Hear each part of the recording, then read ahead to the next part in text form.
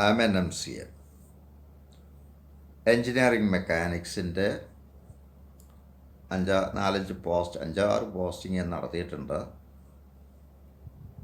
പക്ഷേ ഇന്ന് ഫ്രഷായിട്ട് സ്റ്റാർട്ട് ചെയ്യും. ഇത് പോസ്റ്റിംഗ് 1.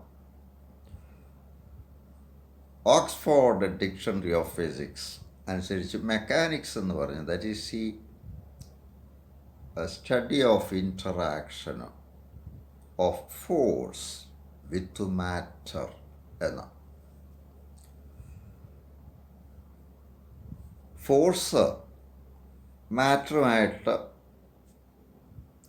പ്രവർത്തിക്കുമ്പോൾ ഉണ്ടാകുന്ന ഫലങ്ങളും ഒക്കെയാണ് മെക്കാനിക്സിൻ്റെ പഠന വിഷയം. അതിൽ തന്നെ സ്റ്റാറ്റിക്സ് ആണ് ഒരു ഭാഗം. ബുദ്ധിമുട്ടും അതാണ്. സ്റ്റാറ്റിക്സിൽ ഫോഴ്സസിൻ്റെ എല്ലാം കൂടെ നെറ്റ് എടുത്താൽ 0 ആയി. Total force acting on A system 0 വരുമ്പോഴാണ് സ്റ്റാറ്റിക്സ് എന്ന് വരുന്നത്. ഇക്വിലിബ്രിയം, വസ്തു അനങ്ങാതിരിക്കുക. വലിയ വലിയ സ്ട്രക്ചറുകളിലൊക്കെ ഇതാണ് സംഭവിക്കുക. അവിടെ സ്റ്റാറ്റിക്സിൻ്റെ പഠന വിഷയമെന്ന് പറഞ്ഞാൽ forces in equilibrium or forces at rest എന്ന് പറയും. അപ്പോൾ അനേകം ഫോഴ്സസ് ഒരു ബോഡിയിൽ ആക്ട് ചെയ്യും. സ്റ്റാറ്റിക് സ്റ്റേറ്റിലുള്ള ഒരു വസ്തുവിൽ, ഒരു സ്ട്രക്ചറിൽ 1,900 ഫോഴ്സസ് ആക്ട് ചെയ്യുന്നുണ്ടാവും. ഇതെല്ലാം കൂടെ ഓടി നടന്ന് നമുക്ക് പഠിക്കാൻ പറ്റില്ല. ഇപ്പോൾ ഇടുക്കി ഡാം എടുത്തു കഴിഞ്ഞാൽ അതിനകത്ത് ഏതെല്ലാം ഫോഴ്സസ് ആക്ട് ചെയ്യുന്ന ഗ്രാവിറ്റി ഉണ്ട്, വെയിറ്റ് ഉണ്ട്, വെള്ളത്തിൻ്റെ പ്രഷർ കൊണ്ടുണ്ടാകുന്നുണ്ട്, വിൻഡ് അടിക്കുന്നുണ്ടാകുന്നുണ്ട്, എർത്തിൻ്റെ ട്രെമർ കൊണ്ടുള്ള ഫോഴ്സസ് വരുന്നുണ്ട്. ഇങ്ങനെ ഏതെല്ലാം ഫോഴ്സസ് അവിടെ ഡാമേജ് വന്നു ചേരുന്നു. അപ്പോൾ ഇത് ഓരോന്നും നമുക്ക് ഓടി നടന്ന് പഠിക്കാൻ ബുദ്ധിമുട്ടാണ്. അപ്പോൾ നമ്മൾ ചെയ്യുന്നത് ഈ നമ്പർ ഓഫ് ഫോഴ്സസ് അങ്ങ് കുറയ്ക്കാൻ ശ്രമിക്കുക. എത്രയും റിഡക്ഷൻ ഓഫ് ഫോഴ്സസ്, അതാണ് ഇതിൻ്റെ ഒരു പ്രധാന കർമ്മം ഈ സ്റ്റാറ്റിക്സിലെ. ഫോഴ്സസിനെ നമ്മൾ റെഡ്യൂസ് ചെയ്ത് കൊണ്ടുവരിക, നമുക്ക് പഠിക്കാവുന്ന രീതിയിലേക്ക് കൊണ്ടുവരാനുള്ള ശ്രമം. അതിനാണ് ഈ റിസൾട്ടൻ്റ് കാണുക എന്നൊക്കെ പറയുന്നത്. അപ്പോൾ the main step in statics is the reduction of forces. മാത്രവുമല്ല, ഫോഴ്സസ് മാത്രമേ നമ്മുടെ പഠന വിഷയമുള്ളൂ സ്റ്റാറ്റിക്സ്. ബോഡിയുടെ ഷേപ്പോ കാര്യമൊന്നും നമുക്ക് പ്രശ്നമല്ല. ഫോഴ്സസിൻ്റെ ജോമെട്രിയാണ് ഇവിടെ വിഷയം.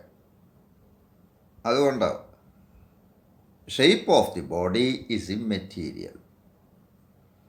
ഫോഴ്സസിൻ്റെ ആക്ഷൻ, അതിൻ്റെ ഡയറക്ഷൻസ്, ഇതൊക്കെയാണ് അവിടെ ചർച്ച ചെയ്യപ്പെടുന്നത്. മറ്റൊന്ന്, ടൈം എന്ന് പറയുന്നത് ഇവിടെ ഒരു റോള് വഹിക്കുന്നില്ല നമ്മുടെ കാൽക്കുലേഷൻസിൽ കാര്യമായിട്ട്. കാരണം അറ്റ് റെസ്റ്റിൽ ആ സിസ്റ്റം. പിന്നെ അവിടെ ഇപ്പോൾ ഒരു ബ്രിഡ്ജോ വലിയ ബിൽഡിംഗ് സ്ട്രക്ചറുകളോ ഒക്കെ എടുത്തു കഴിഞ്ഞാൽ ഈ ടൈം എന്ന് പറയുന്നതിന് ആ സമയത്തൊരു പ്രത്യേകതയില്ല. പക്ഷേ അതിന് സർവീസ് ലൈഫ് എന്ന് പറയുന്ന ഒരു ഒതുങ്ങിയ റോളിലേക്ക് ടൈം അവിടെ മാറുക.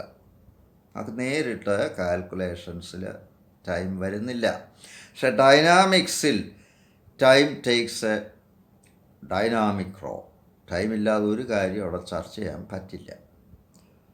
ഇതൊരു വലിയ വ്യത്യാസമാണ്. ഇനി സ്റ്റാറ്റിക്സിൽ, മെക്കാനിക്സിൽ പൊതുവെ ചില റെസ്ട്രിക്ഷൻസ്, ചില പ്രിൻസിപ്പിൾസോ ഒക്കെ നമ്മൾ ഉപയോഗിക്കും. അത് പുറകെ ചർച്ച ചെയ്യും. സ്റ്റാറ്റിക്സ് പഠിക്കുമ്പോൾ ചില കാര്യങ്ങളവിടെ ശ്രദ്ധിക്കാനുണ്ട്. ഒന്ന്, ന്യൂട്ടൻ്റെ തേർഡ് ലോ അവിടെ നമ്മുടെ ഒരു വർക്കിംഗ് പ്രിൻസിപ്പിളാണ്. ബേസിക് പ്രിൻസിപ്പിൾസ് ഓഫ് സ്റ്റാറ്റിക്സ് എന്ന് പറയുമ്പോൾ അതിൽ ഒരെണ്ണം ന്യൂട്ടൻ്റെ third law of force. To every action there is an equal and opposite reaction. അപ്പോൾ അത് ഈ റിഡക്ഷൻ ഓഫ് ഫോഴ്സസ് എന്ന് പറയുന്ന നമ്മുടെ ആ പ്രയത്നം അത് വളരെയേറെ സിംപ്ലിഫൈ ചെയ്യാൻ ഈ പ്രിൻസിപ്പിൾ ഉപകരിക്കും. നമുക്കത് അറിയാമല്ലോ. ടു എവരി ആക്ഷൻ, എവിടൊക്കെ ആക്ഷൻ, ഒരു ഫോഴ്സ് എവിടെയെങ്കിലും ഉണ്ടെങ്കിൽ ഉടനെ അവിടെ ഒരു റിയാക്ഷൻ ഉണ്ട് നമുക്കറിയാം, ഉറപ്പായിട്ട് അറിയാം. അപ്പോൾ ന്യൂട്ടൻ്റെ തേർഡ് ആണല്ലോ അത് ആ ഉറപ്പ് നമുക്ക് തന്നിട്ടുള്ളത്. അപ്പോൾ ഇത് വലിയൊരു സഹായിയാണ് ന്യൂട്ടൻ്റെ third. Another point is parallelogram law of forces. ഫോഴ്സസിൻ്റെ രണ്ട് കൺകറൻറ്റ് ഫോഴ്സസിൻ്റെ സമ്മ അല്ല റിസൾട്ടൻ്റ് കാണാനായിട്ട് നമ്മൾ ഉപയോഗിക്കുന്നത് പ്രധാനമായിട്ടും പാരലോഗ്രാം ലോ ഓഫ് ഫോഴ്സസ്. പ്രധാനമായിട്ടല്ലാതെ ഉള്ളൂ, ജോമെട്രിക്കൽ മീൻസിൽ വരച്ചും കുറച്ചുമൊക്കെ കണ്ടുപിടിക്കുന്നു. മറ്റൊരെണ്ണമാണ് principle of transmissibility of forces. ഒരു സിസ്റ്റത്തിലെ ഒരു ബോഡിയിൽ ആക്ട് ചെയ്യുന്ന ഒരു ഫോഴ്സ് എടുത്താൽ അതിനൊരു ലൈൻ ഓഫ് ആക്ഷൻ ഉണ്ട്. അത് ഞാൻ ചർച്ച ചെയ്യും. ഒരു പ്രത്യേക ലൈനിൽ കൂടെ നമ്മൾ ഒരു ബോഡിയിൽ ഒരു ഫോഴ്സ് അപ്ലൈ ചെയ്തു. ഇങ്ങനെ ഫോഴ്സ് അപ്ലൈ ചെയ്യുമ്പോൾ ഇങ്ങനൊരു ലൈനിലാണ് നമ്മളത് അപ്ലൈ ചെയ്യുന്നത് എങ്കിൽ ഈ ഫോഴ്സിൻ്റെ പോയിൻ്റ് ഓഫ് ആപ്ലിക്കേഷൻ ഈ ലൈനിൽ എവിടെ വേണമെങ്കിൽ നമുക്ക് എടുക്കാം. ഏത് പോയിൻ്റ്, ഈ ലൈനിലെ ഏത് പോയിൻറ്റിൽ വേണമെങ്കിലും ഈ ഫോഴ്സ് അപ്ലൈ ചെയ്യാം. ഇതേ എഫക്റ്റേ ഉണ്ടാവുള്ളൂ. Same effect is the same. ഫോഴ്സിൻ്റെ ഡയറക്ഷൻ ഒന്നും മാറ്റാൻ പോവല്ല, മാഗ്നിറ്റ്യൂഡ് മാറ്റാൻ പോവല്ല. അങ്ങനെയൊന്നും ചെയ്യുന്നില്ലെങ്കിൽ ഒരു ലൈൻ എടുത്തു കഴിഞ്ഞാൽ ആ ലൈനിലെ ഏത് പോയിൻറ്റിലും, ആ റിജിഡ് ബോഡിക്കകത്തുള്ള ഏത് പോയിൻറ്റിലും, ആ ലൈനിലുള്ള ഏത് പോയിൻറ്റിലും ഈ ഫോഴ്സ്, ഒരേ ഫോഴ്സ് അപ്ലൈ ചെയ്താൽ എഫക്റ്റ് ഈസ് ദി സെയിം. ഇതിനെ ഡിസ്പ്ലേസ്മെൻറ്റ് ലോ എന്നോ law of transmissibility of forces എന്നോ ഒക്കെ പറയും. ഇനി നമുക്ക് ഫോഴ്സ് പാരലോഗ്രാം ലോ വെച്ചാണ് നമുക്ക് ഫോഴ്സ് ഇവിടെ ഘടകങ്ങളാക്കേണ്ടി വരും, സം എടുക്കേണ്ടി വരും, ഒക്കെ ചെയ്യേണ്ടി വരും. അപ്പോൾ അതിനെല്ലാം വേണ്ടിയുള്ള ബേസിക്കായിട്ടുള്ള ലോ ആണ് പാരലോഗ്രാം ലോ. അപ്പോൾ അതിലോട്ട് കടക്കുന്നതിന് മുമ്പ് ഫോഴ്സ് വെക്റ്റർ എൻ്റെ ഏർലിയർ പോസ്റ്റിങ്സിലുണ്ട്. ഫസ്റ്റ് ഇത് 400 ആൻഡ് 500 അടുത്ത് വന്നിട്ടുണ്ട്.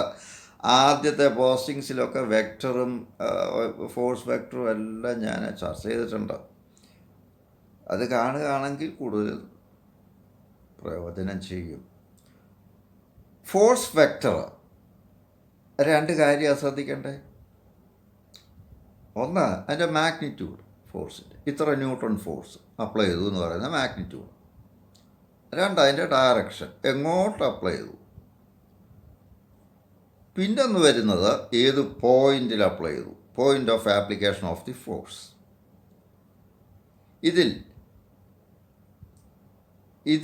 ഇതിന് വേണ്ടി നമുക്കൊരു വര വരയ്ക്കാം, സ്ട്രെയിറ്റ് ലൈൻ.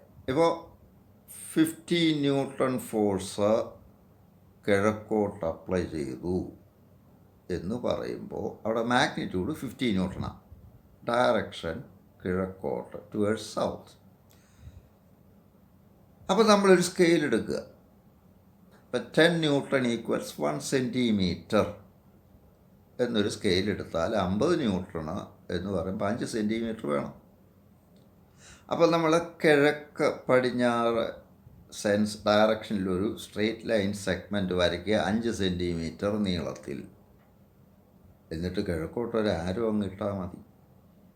അപ്പോൾ ഈ ലൈനിൻ്റെ ലെങ്ത് എന്ന് പറഞ്ഞാൽ 5 സെൻറ്റിമീറ്ററാണ് നമ്മൾ വരച്ചതെങ്കിലും മീനിങ് നമുക്കറിയാം 50 ന്യൂട്ടണാണ്.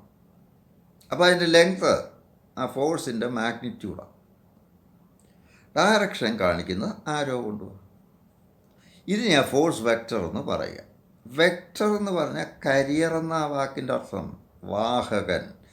രണ്ട് ഇൻഫർമേഷൻ അവിടെ ആ പടം വഹിക്കുന്നുണ്ട്. ഒന്ന് അതിൻ്റെ മാഗ്നിറ്റ്യൂഡ്, ആ ഫോഴ്സിൻ്റെ മാഗ്നിറ്റ്യൂഡ്. അല്ല, അതിൻ്റെ നീളം നോക്കിയാൽ മതി, അതിനകത്ത് അവിടെ ഉണ്ട്, ഇൻഫർമേഷൻ അവിടെ ഉണ്ട്. രണ്ട്, ഡയറക്ഷൻ, ആരോ എങ്ങോട്ടാന്ന് നോക്കിയാൽ മതി. അപ്പോൾ ഈ രണ്ട് ഇൻഫർമേഷൻ ഈ ഫിഗറിലുണ്ട്. അതുകൊണ്ടാണ് ഇതിനെ കരിയർ, ഈ പടത്തിന് ഈ വെക്റ്റർ വരയ്ക്കുന്ന ലൈൻ സെഗ്മെൻറ്റിന് കരിയർ എന്ന് പറയുന്നത്. ആ കരിയറിൻ്റെ ലാറ്റിൻ വേർഡാണ് വെക്റ്റർ എന്ന് പറയും. അപ്പോൾ ഈ ഫോഴ്സ് വെക്റ്റർ പറയുമ്പോൾ ചില കാര്യങ്ങൾ ഒന്നുകൂടെ പറയാം. ഒന്ന്, അതിൻ്റെ മാഗ്നിറ്റ്യൂഡ് റെപ്രസെൻ്റ് ചെയ്യാൻ. ഒരു ലൈൻ സെഗ്മെൻറ്റ് വേണം. അതിൻ്റെ ലെങ്ത് ഒരു സ്കെയിൽ നമ്മൾ പ്രോപ്പർ സ്കെയിൽ ഉപയോഗിച്ചാണ് ലെങ്ത് എടുക്കുന്നത്. ഇത്ര ന്യൂട്ടൺ സമയം 1 സെൻറ്റിമീറ്റർ എന്നൊക്കെ പറഞ്ഞാൽ എടുക്കുക. 2 ഡയറക്ഷൻ കാണിക്കുക ഒരു ആരോ വേണം. 3 പോയിൻ്റ് ഓഫ് ആപ്ലിക്കേഷൻ, ഏത് പോയിൻറ്റിൽ അപ്ലൈ ചെയ്യുന്നത്. അത് 2 രീതിയിൽ റെപ്രസെൻറ്റ് ചെയ്യാം.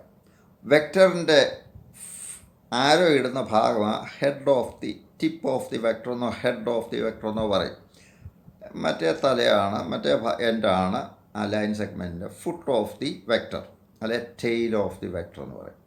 പോയിൻ്റ് ഓഫ് ആപ്ലിക്കേഷനിൽ നിന്നും ഈ ടെയിൽ അവിടെ എടുക്കാം. പോയിൻ്റ് ഓഫ് ആപ്ലിക്കേഷനിൽ ടെയിൽ മുട്ടിച്ചുകൊണ്ട് നമുക്ക് വരയ്ക്കാം, ഫോഴ്സ് വെക്ടർ വരയ്ക്കാം. സാധാരണ ലോ സ്റ്റാൻഡേർഡിലൊക്കെ നമ്മളതാ ചെയ്യുന്നത്. അതല്ല എങ്കിൽ വെക്ടറിൻ്റെ ഫോഴ്സ് വെക്ടറിൻ്റെ ടിപ്പ് ഈ പോയിൻ്റ് ഓഫ് ആപ്ലിക്കേഷനിൽ വരത്തക്കോണം ഫിഗർ വരയ്ക്കാം. ഇത് രണ്ടും കാൽക്കുലേഷനിലെല്ലാം ഒരേ റിസൾട്ടേ കിട്ടത്തുള്ളൂ. ആംഗിളും ഒക്കെ വരുന്ന കമ്പോണൻസായിട്ട് സ്പ്ലിറ്റ് ചെയ്യുകയൊക്കെ വരുമ്പോൾ ഒരേ സെയിം തിങ്, ഒരു വ്യത്യാസമില്ല, അത് നമ്മൾ കാണാം. അപ്പോൾ ഇതാണ് ഫോഴ്സ് വെക്ടർ. ഇത് വെച്ചുകൊണ്ട് വേണം ഇനിയും പാരലോഗ്രാഫ് ലോയുടെ ഡീറ്റെയിൽസും അത് വെച്ചുള്ള പ്രോബ്ലങ്ങൾ പിന്നെ നമ്മൾ വെക്ടർ ആപ്ലിക്കേഷൻസിലോട്ട് കയറും. കുറേശ്ശെ കാണാം. ആഴ്ചയിൽ 1-2 പോസ്റ്റിംഗ് വെച്ച് ഞാനിടും. സബ്സ്ക്രൈബ് ചെയ്ത് കാണാൻ ശ്രമിക്കാം. Thank you.